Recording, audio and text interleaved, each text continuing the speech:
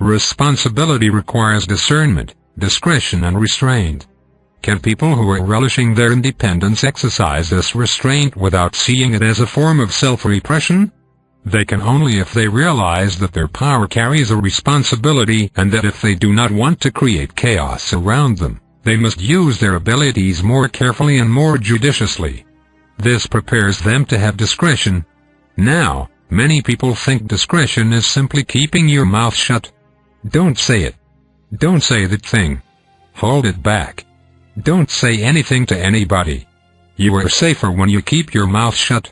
That is how people think of discretion, but this is not discretion. Discretion is knowing when to speak and when not to speak and being able to follow this faithfully. That is discretion. It requires that you have power, ability and a high level of self-acceptance. If you have a contentious relationship with yourself, then you will not be able to approach anything with wisdom. The man and woman of knowledge can withhold their self-expression without any sense of self-violation, and they can take the risk of telling someone something important, perhaps something that is deemed risky, without any sense of self-violation. Indeed, the only real self-violation comes when you are going against knowledge. Yet, you must have a sufficient experience of knowledge to know when you are going towards it and when you are going away from it. Discretion, then, is the ability to speak and to not speak. Now, many people cannot express themselves, while others talk incessantly, saying everything to whomever will listen and to whomever they feel comfortable with. This represents two early stages of development, but neither represents a stage of maturity. Neither of these approaches is effective in nurturing genuine relationship or in accomplishing things harmoniously in the world. So, you may ask, how do I know when to speak and when not to speak? You will know because knowledge will motivate you. If you want to say something to someone and you feel restrained, don't say it. If the feeling of restraint is deep within you, do not say anything. However, if the restraint is at the surface of your mind and deep within you, you know you must communicate something, then you have to take the risk and find the words, without apology. How can you discern what is deep within you and what is at the surface? Without knowledge you cannot do this. You can think any impulse is true or any impulse is to be feared. To become a student of knowledge is to cultivate your relationship with knowledge, which is your most primary relationship. This will teach you the real meaning of discretion, for you will find that knowledge only speaks at certain times. It is waiting for the moments of readiness. When the conditions are right, the audience is right and the need is there. When people begin to study the greater community way of knowledge and to follow its practices according to the ancient tradition that is being given here, they are always asking knowledge incessant questions. Tell me my purpose. Tell me what I should do. Should I take this job or should I take that job? Should I go with this person or should I not go with this person? Should I open up or should I close down? How can I have peace? How can I have equanimity? How can I get out of this situation? How can I get into that situation? There is this incessant questioning, and what do they experience receiving 90% of the time? They experience silence, or they just hear their own mind, their own preferences and their own confusion. They hear yes and no, do this or don't do that. They hear all of these things. Yet, this is all at the surface of the mind. Down deep there is stillness. This points to knowledge. Knowledge is fulfilled within itself, so it is able to restrain itself for a very long time. Indeed, there may be a very long time between the experience of knowing and the expression of knowing. Usually this is the case. You may know something, and yet it may take years for it to come about. You may know something about another, and yet it may take years for you to express it to them effectively, if you ever do. Is this self-repression? No. This is knowledge. Your relationship with knowledge must be developed in order to function at this level. For the vast majority of people who are struggling with dependencies, this is not meaningful. They are not experiencing discretion to any great degree. They are experiencing self-repression. They cannot speak. They often do not know what they have to say, and if they do, often they cannot say it. Why? Because it would threaten their dependencies.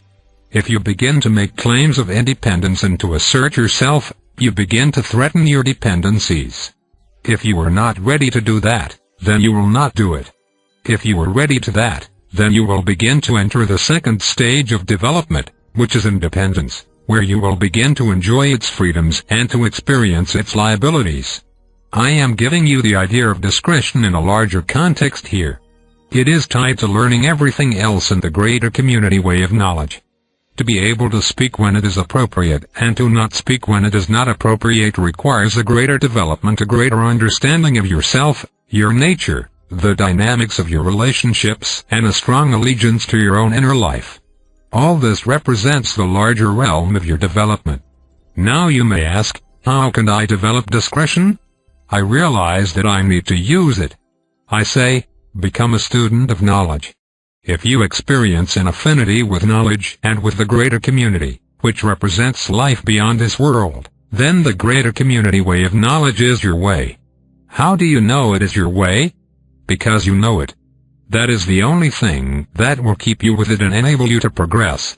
After all, it is not promising you wealth, power, love, comfort, pleasures, glories, divine interventions, angelic contacts, and all this sort of thing. You follow the greater community way of knowledge because you know you must follow it. This is what carries you forth. All other ambitions and motivations fall away sooner or later. As they fall away, you realize that most conversation is unnecessary. Most of what you think of as your need to express yourself is to merely offset your insecurity. Here you realize that everything you say has value or should have value. Even when you are being light-hearted, you want it to be a meaningful experience without trying to create the meaning. Here you become more natural. You become more like the natural world, which is silent and still except when things are happening. The person who is still and silent has great depth and often evokes respect from others, particularly if his or her silence is born of wisdom. Individuals who are engaged in the reclamation of knowledge are beginning to experience the mystery of life and are experiencing carrying the mystery within themselves. The presence of this mystery affects others, even if nothing is said. The man and woman of knowledge have a great impact upon others.